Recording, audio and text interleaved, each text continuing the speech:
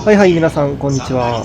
今回はサンライズ号の一番狭い個室、ソロの下段に乗って岡山まで行きたいと思います。最近本当に切符が取りづらい中で、平日10時に今回はネットから予約ができました。だいたい21時25分頃列車が入線してきました。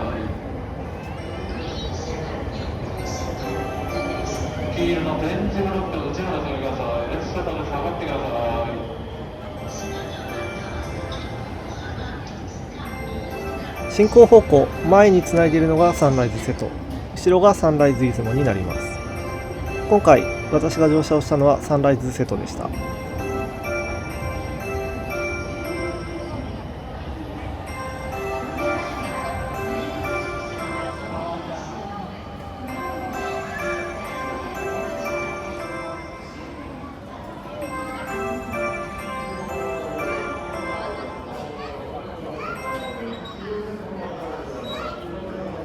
ここはなかなか予約が取れないサンライズツインです。そしてその上はこちらもなかなか予約が取れないシングルデラックスです。シャワーカードを購入するために4号車から車内に入ります。昔ブルートレインに乗った時もそうだったんですけれども、このドアのところから車体を見るのが結構いい感じに見えて好きでした。列に並び無事シャワーカードを購入しました。ちなみにこのシャワーカード現金でしか購入できません。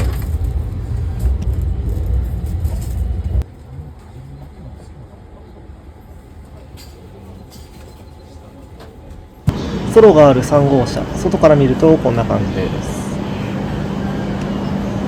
ちなみに客車時代はこのソロという個室は連結されていませんでした。もうだいぶ昔の話になってしまいましたね。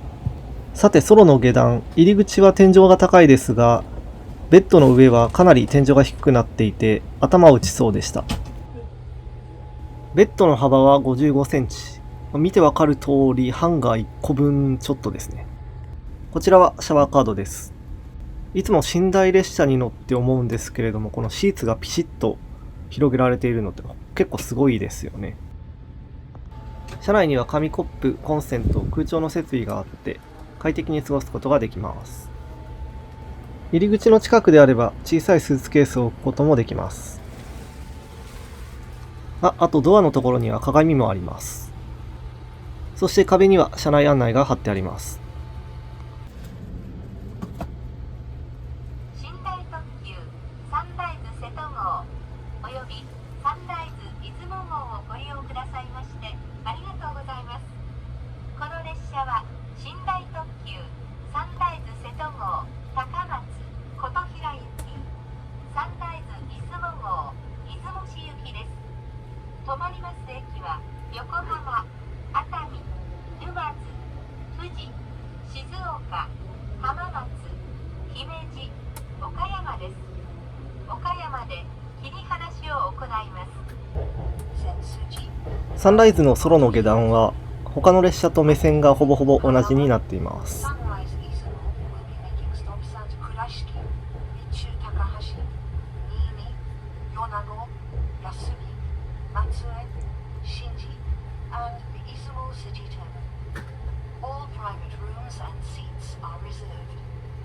Smoking is prohibited on this train, except in the designated smoking. 次は横浜に停まります。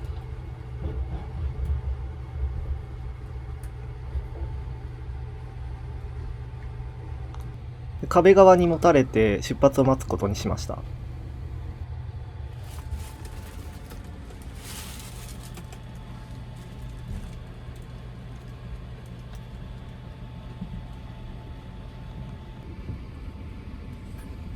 21時50分、列車は定刻通りに東京駅を出発しました。ここから品川駅を過ぎるまでは、都心の夜景を個室からゆったりと眺めることができます。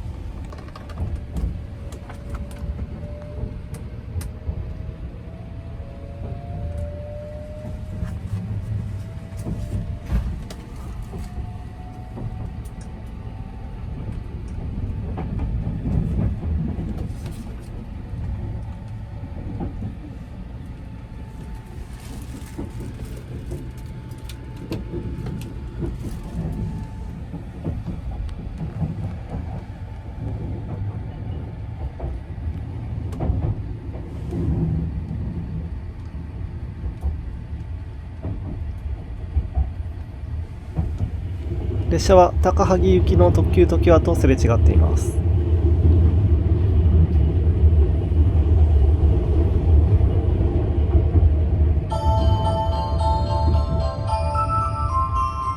列車は東京国際フォーラムの横を通っています。この東京国際フォーラムから東京駅の京葉線のホームへ行くことができます。有楽町駅から東京駅の京葉線ホームまで、駅員に言えばお金はかからずホームまで行くことができます。ちなみに今日のサンライズ瀬戸は琴平までの延長運転をする日でした。止まります駅は横浜、熱海、沼津、富士、静岡、浜松、姫路、岡山です。岡山で切り離しを行います。サンライズ瀬戸号は岡山を出ますと小島、坂出、高松、多度津、善通寺、終点、琴平に停まります。サンライズ出雲号は岡山を出ますと倉敷、備中高橋、新見、米子、安来、松江、新地、終点、出雲市。列車は東京駅を出て東海道線1つ目の駅、新橋駅を通過しています。帰宅ラッシュでホームにはかなり人がいます。14号車です。1号車から7号車がサンライズ瀬戸号、8号車から14号車がサンライズ出雲号です。車内は一部の個室内を除き禁煙です。お手洗いは1号車と8号車は後ろ寄りに、その他の車は前寄りにあります。ラウンジとシャワー室は3号車と10号車にございます。シャワー室をご利用の際はあらかじめ新橋駅を出て浜松町駅までは右手に東京タワーを見ることができます。部屋を暗くしているのでかなり綺麗に見ることができます。盗難防止のためルームキーをご利用ください。ルームキーは暗証番号式となっております。この列車では車内販売の営業はいたしておりません。ご了承ください。車内でできましたご不要なものはデッキにありますくず物入れにお捨てくださいますよう車内美化にご協力をお願いします。次は横浜です。横浜の次は熱海に停まります。 Thank you very much for using our limited express sleeper train services Sunrise Seto and Sunrise Izumo today. This train consists of the sleeper limited express Sunrise Seto bound for Kutohira via Takamatsu and the sleeper limited express Sunrise Izumo bound for Izumo City. We will be stopping at Yokohama, Atami, Umazu, Fuji, Shizuoka, Hamamatsu, Himeji, and Okayama. 景色を見ていたら車掌さんが検閲に来ました。列車は羽田空港アクセス線の工事が進む田町駅の横を通っています。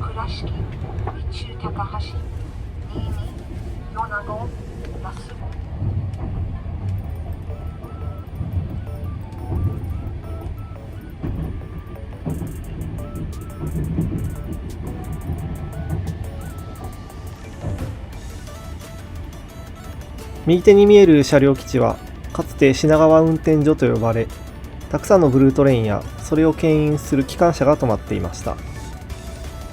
今でも昼間はサンライズ出雲、サンライズ瀬戸の車両がここに止まっています。そして奥には高輪ゲートウェイ駅のビルが見えています。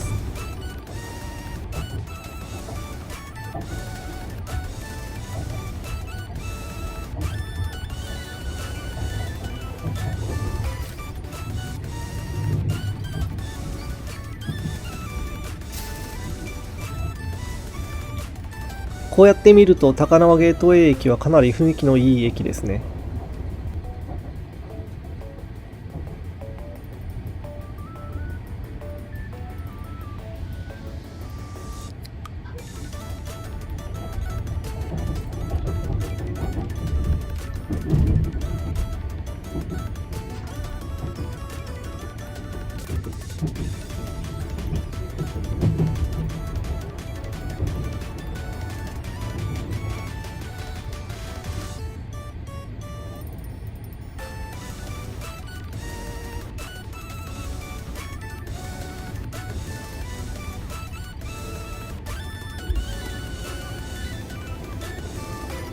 列車は品川駅を通過しています。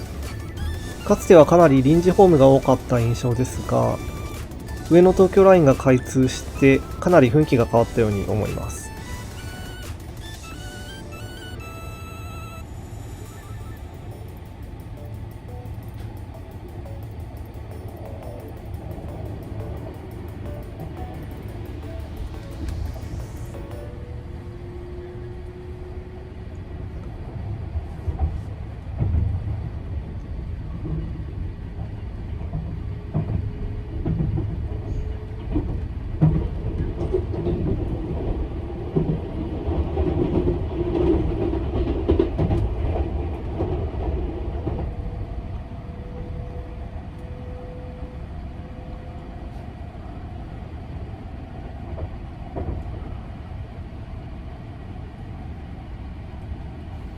品川を過ぎると列車は山手線と分かれて横浜方面を目指していきます。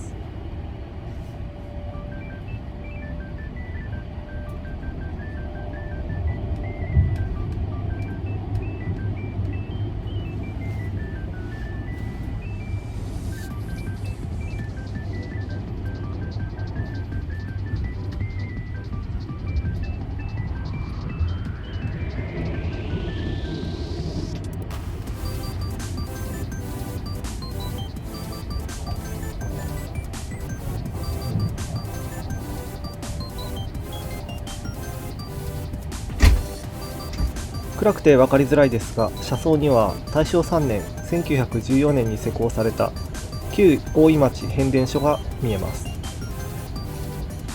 赤いレンガ造りが特徴的で、おそらく今でも現役で使用されています。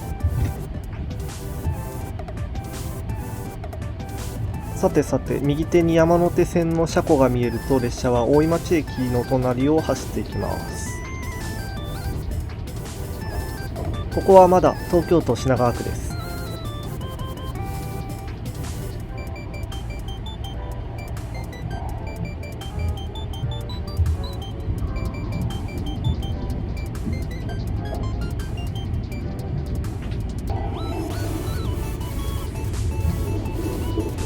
さて、列車は多摩川を渡って東京都から神奈川県に入ります。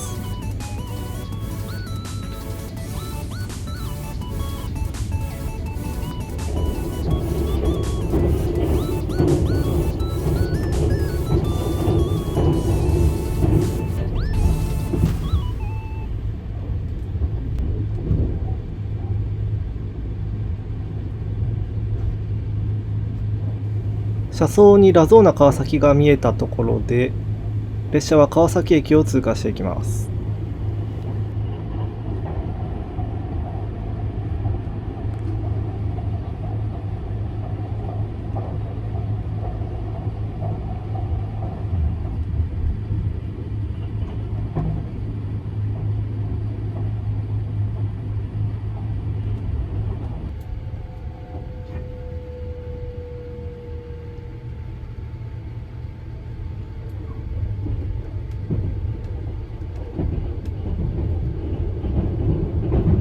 22時15分、列車は東京駅を出て次の停車駅、横浜駅に到着をします。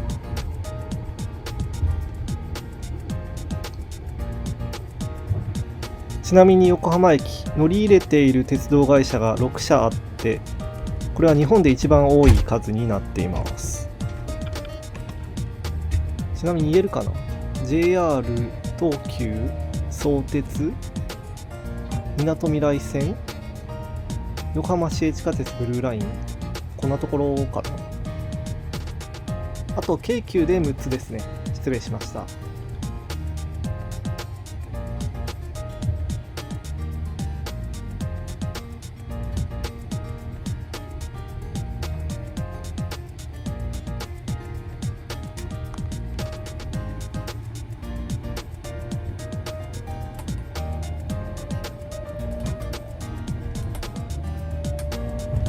さあ、横浜駅を出発して目の前の光ってるところは相鉄線のホームですね。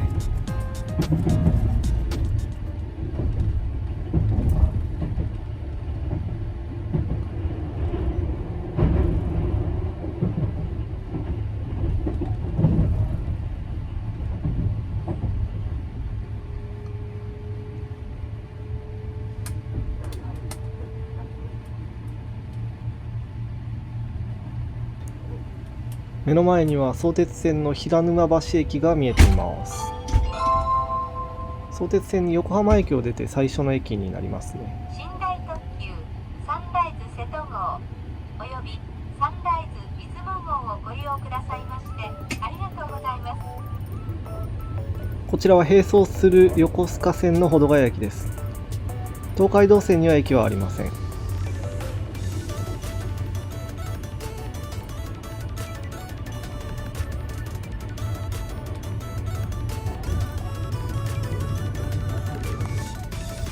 列車は戸塚を過ぎて大船も過ぎて、ここは藤沢駅になります。小田急線に乗り換えて江ノ島まで行くことができます。この藤沢駅、今は通過しましたが、湘南電車を模した売店があるのが特徴的です。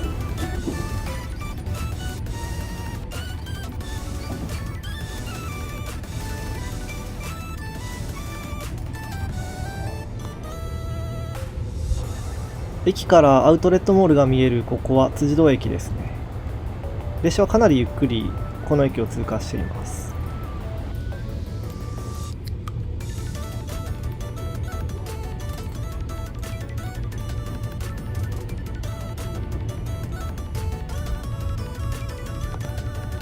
東京駅で買った駅弁を食べています。かろうじて駅弁を置くスペースはあります。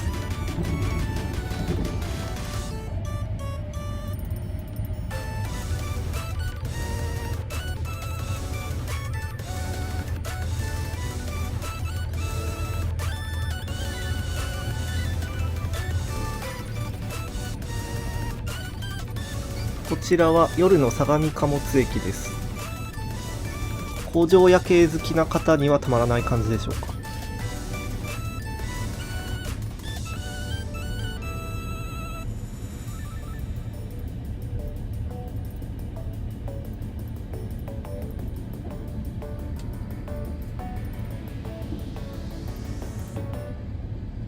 次の放送は岡山到着前からご案内いたします。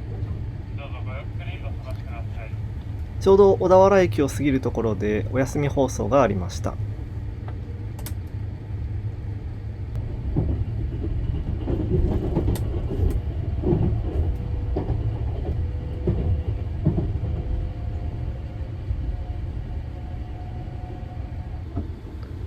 ここは熱海駅到着前のトンネルですが、部屋の電気を暗くしているのでトンネルの明かりだけですね。なんかすごい独特な雰囲気になっています。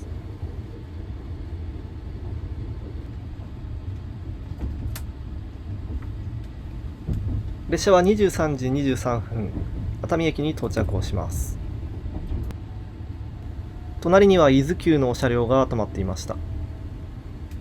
最終列車が終わっているので、ここから東京に戻ることはできません。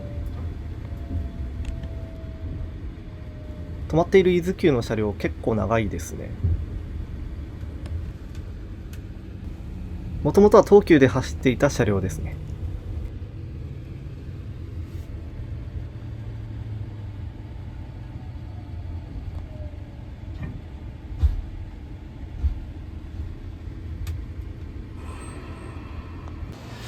実は今回熱海駅で少しトラブルがあったみたいです。なんでもサンライズ出雲ソロの個室の扉が開かなくなったみたいですね。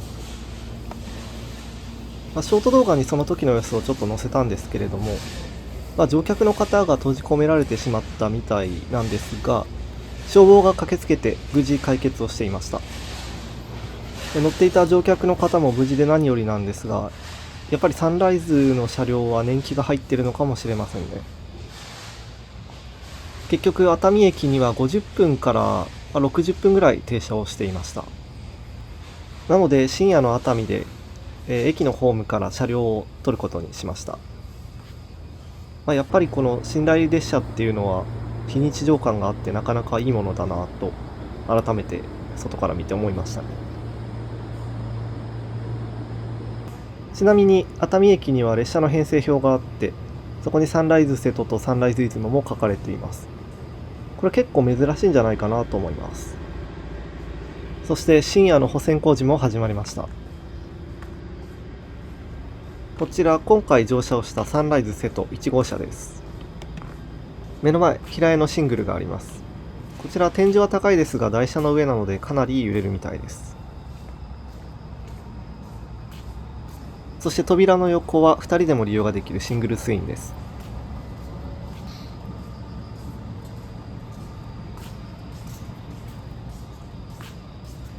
2号車もシングルがずらりと上下段で並んでいます。そして後ろにはシングルツイン、そして平屋のシングルがあります。やはり台車の上なのでかなり揺れそうですね。こちらは3号車のソロです。個室の他にラウンジとシャワー室、自販機、シャワーカードの販売機があります。ボタンのついている車両なので下段の方はちょっと音が気になるかもしれません。こちらはなかなか予約が取れないサンライズツインとシングルデラックスのある4号車です。一度はシングルデラックスに乗ってみたいと思っています。ただ十字打ちをしてもなかなか取れないみたいですね。こちらは車掌室のある5号車のびのび座席になります。実は車端部にシングルが2部屋あります。平屋で天井は高そうですが、本当に台車の上なのでかなり揺れそうですね。6号車はシングルとシングルツイン、そして車端部には平屋のシングルもあります。そして運転台のある7号車にはほとんどがシングルで、1部屋だけシングルツインがあります。7両編成のうち天井の高い平屋のシングルが8部屋、2人でも利用ができるシングルツインも8部屋あります。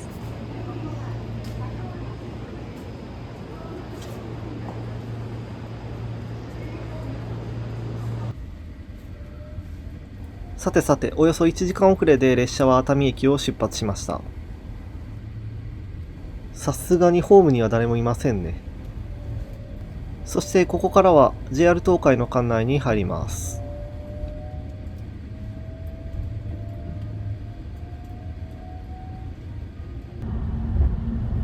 時刻は深夜12時半前です。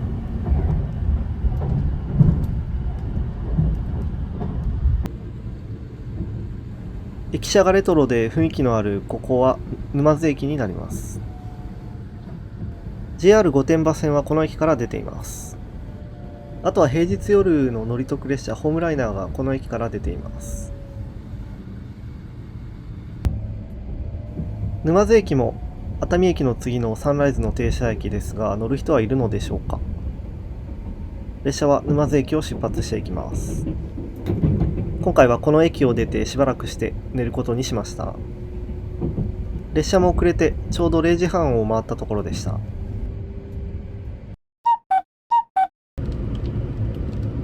現在の遅れはおよそ50分遅れで、琵琶湖線元川駅を間もなく通過いたします。また本日遅れに伴いまして、新大阪駅にて臨時に停車をし、お客様の降車対応を行います。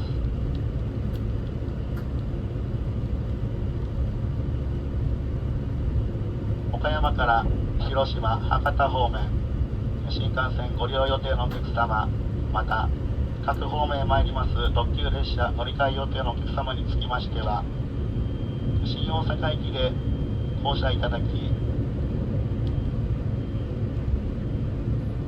新大阪駅が発行いたします1枚ものの業務連絡書を1人1枚ずつお受け取りください。また出雲号の12号車、13号車、14号車にご乗車のお客様、大変恐れ入りますが、12号車から14号車のドアは開きません。11号車から降車いただきますようお願いいたします。列車が遅れご迷惑をおかけいたしますことをお詫び申し上げます。午前4時20分過ぎ、いつもよりかなり早いおはよう放送が流れていました。列車が50分ほど遅れているため、新大阪に停車をするということでした。私サンライズに乗って新大阪に臨時停車するのは初めてなんですけれども、視聴者さんでそういう体験した方いればぜひコメントいただければと思います。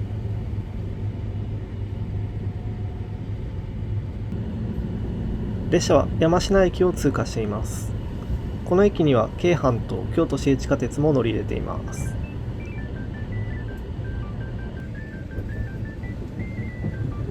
朝5時前に列車は京都駅を通過します。右手には貨物列車が走っているのも見えます。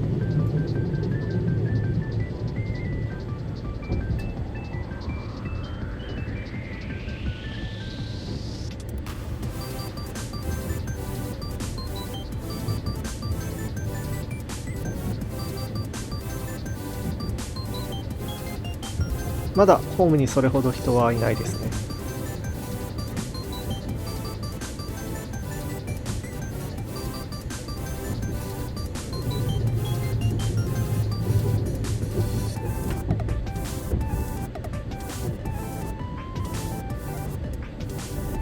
そして奥には日本一長いホーム、京都駅の0番線が見えています。やはりこうやって見ると結構長さありますね。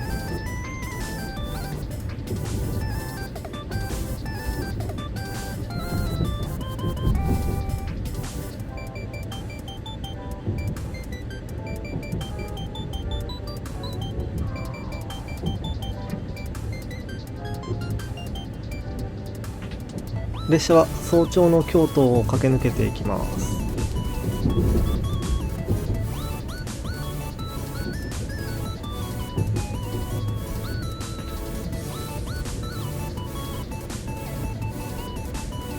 この辺りで線路をまたいでいく道路には京都市電の架線柱が残っています。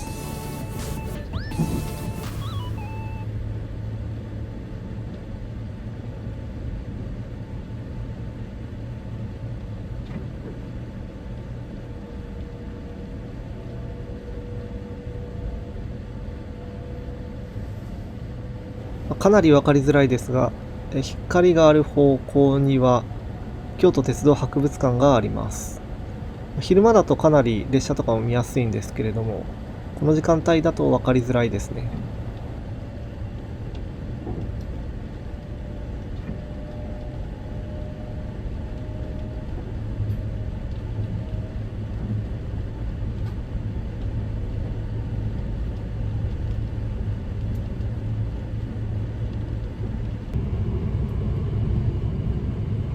ご案内いたします。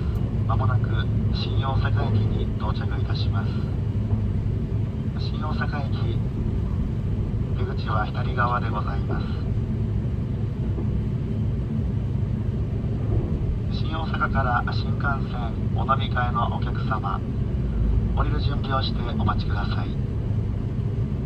なお、出雲号の12号車、13号車、14号車のドアは開きません。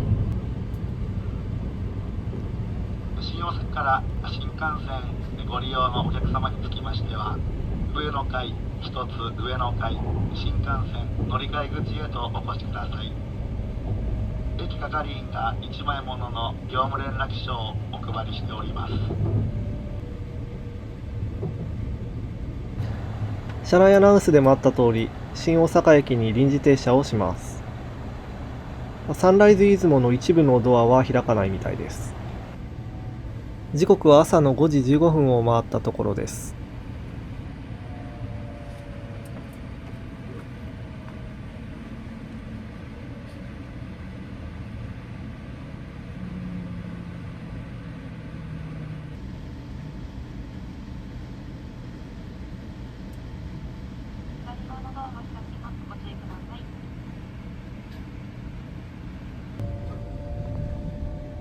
新大阪駅に停車をして、次は通常通り姫路駅に停車をします。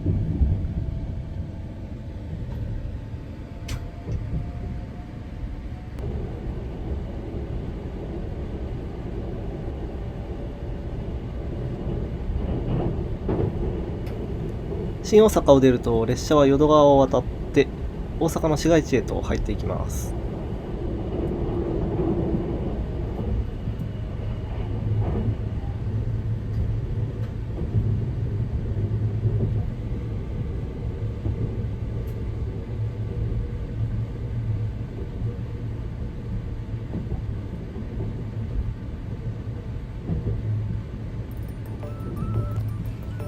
列車は大きく右へカーブをして大阪駅へ入っていきます。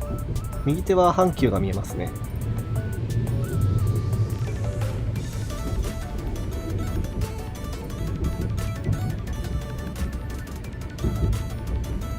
大阪駅は2000年代に改修工事が行われ、今の形になりました。屋根の上に屋根が覆いかぶさっている結構独特な形ですよね。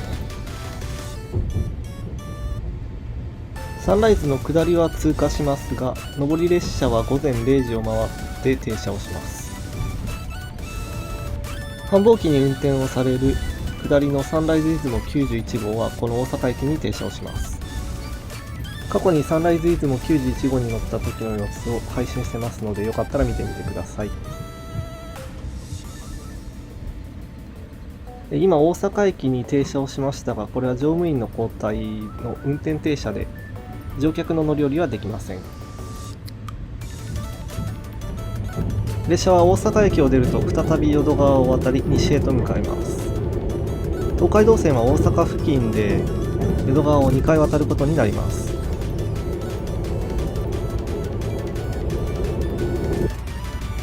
朝5時40分頃、今回はシャワーカードが買えたのでシャワーを浴びに来ました。シャワー室はラウンジと同じ号車にあります。リンスインシャンプーとボディーソープは備え付けのものがありますが、タオルはないので持ち込まなければいけません。シャワーは高さや方向が調整できるので結構使いやすかったです。シャワーのお湯は1回で6分間使えます。カウントダウンされるので結構焦っちゃいますね。お湯を止めると時計も止まります。外はすっかり明るくなっており、新快速列車とすれ違って西日本に来たなっていう感じがします。ありがとうございました。まもなくいたしますと姫路に到着いたします。出口は右側です。姫路でお降りのお客様、後ろにお忘れ物、落とし物などなさいませんようご支度をしてお待ちください。本日は列車の到着大幅に遅れましたことお詫びいたします。列車は6時40分姫路駅に到着をしました。通常だと5時25分に着くので、ここまでで1時間15分遅れています。旅行で列車に乗るのが好きという方にとっては長く乗れるのでいいことかもしれませんが、仕事で乗られている方にはたまったもんじゃないですね。ちなみにもし2時間以上の遅れが発生した場合は特急券が払い戻されます。特急券払い戻しとなった場合は遅延発生日の翌日から1年以内に駅の窓口で払い戻しをしてもらいます。姫路駅には展望デッキがあって真正面に姫路城を見ることもできます。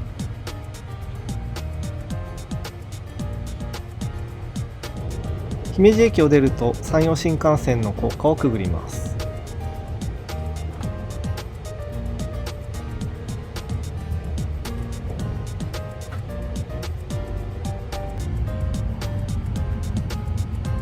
次の岡山で降りるので、後ろにもたれかかってのんびり過ごすことにしました。ソロの下段、最初はかなり狭いのかなと思ったんですけれども、結構この秘密基地感があってゆったりくつろぐこともできて、個人的にはかなり気に入りました。今回利用した個室、すぐ後ろがラウンジなので結構夜うるさいのかなと思ったんですけれども、今回はそんなこともなかったです。岡山ではサンライズ瀬戸号とサンライズ出雲号の切り離し作業を行います。まもなくいたしますと準備のため7号車と8号車の間は通り抜けができなくなります。 Morning. Next stop is Okayama.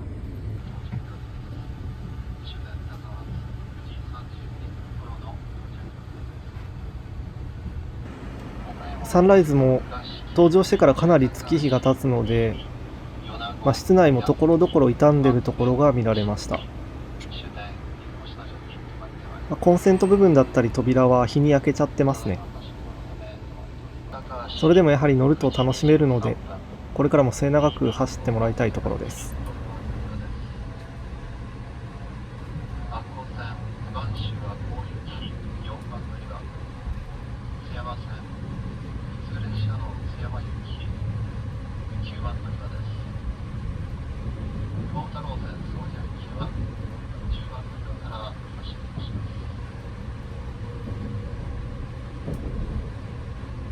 岡山駅ではサンライズ瀬戸号、サンライズ出雲号切り離しを行います。準備でき次第サンライズ瀬戸号が発車いたします。その後準備でき次第サンライズ出雲号が発車いたします。この両クレ部屋には車内案内もあるので、初めての方でもどこに何があるかは分かりやすいと思います。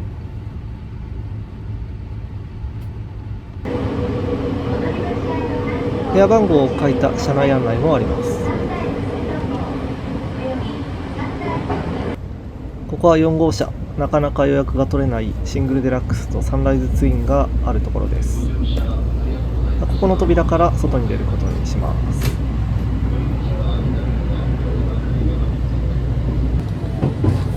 岡山駅の手前では津山線で活躍する車両の車庫があります。まだまだ古い車両がたくさん残っています。中には国鉄色に塗り替えられたものもあります。個人的にはこういった古い車両結構好きなので、まだまだ活躍してほしいですね。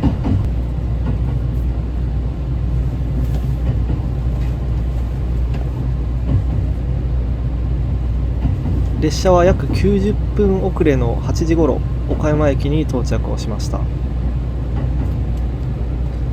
この後すぐの予定がなかった私は、かなり長い時間乗車できて、ちょうどいい時間に岡山に着いたんじゃないかなと思います。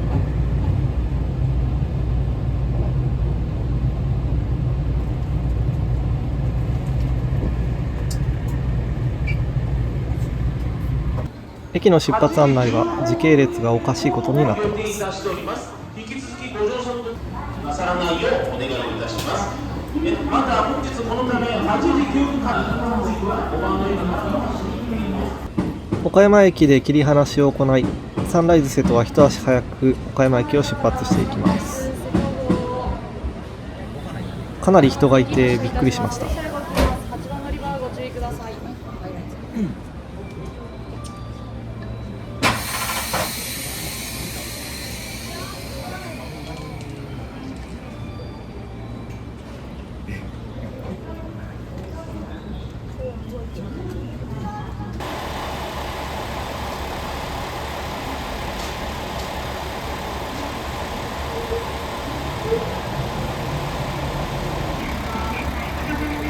サンライズ出雲の出発を待ってたんですけれども、この風景を見るとまだまだ平成が残っているなという感じがします。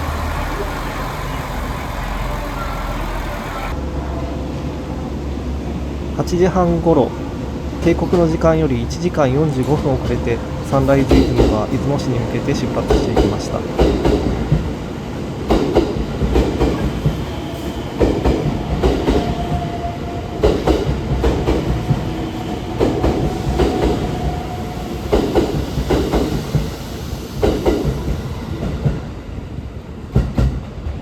今回もご覧いただきありがとうございました。高評価とチャンネル登録をお願いします。